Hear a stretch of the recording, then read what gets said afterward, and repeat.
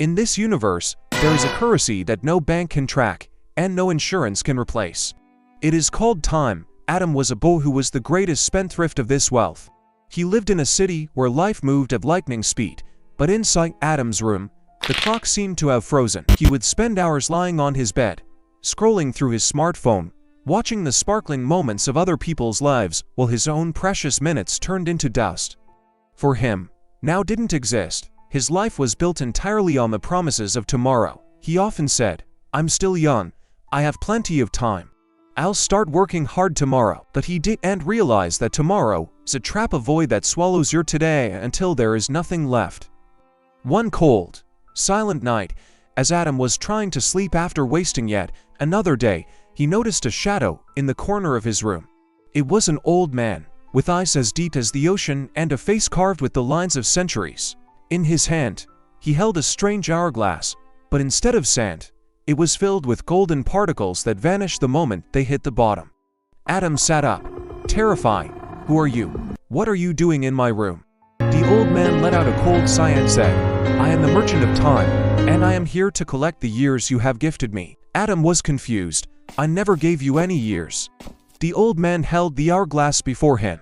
"Look, Adam, every time you spend an hour in laziness, every time you run from your responsibilities, you sell a piece of your life to me. I collect the time that people throw into the trash. Today, the portion of your life that was reserved for greatness has run out." Adam laughed nervously. "That's impossible. I'm only 20. I have decades left." The old man held up a mirror. In the reflection, Adam didn't see himself. He saw a frail, broken, and lonely old man sitting in an empty room. There was nothing in that old man's eyes but the crushing weight of regret. "This is the future you are building today," the merchant whispered. "The greatest power of time is not that it passes, but that it never returns. You are not poor because you lack money. You are poor because you have no savings called future. You gave your every precious moment to things that didn't even exist." Adam's hands grew cold. For the first time, he realized that the time he thought was free was actually the cost of his daily life. "Can I change it?" Adam asked, his voice trembling. The merchant flipped the hourglass, and one last golden grain stopped just before falling. "Time cannot be brought back, but what remains can be saved. Tomorrow's sun will bring you one last chance.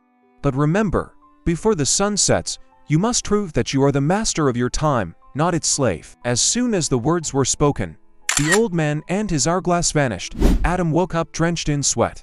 Outside, the birds were chirping, and the first ray of dawn was entering his room. He picked up his phone, threw it aside, and sat at his desk. That day, Adam began a new life, a life where every second was an investment and every minute had a purpose. He had learned that the richest man in the world is not the one with the most gold, but the one who has absolute authority over his own time.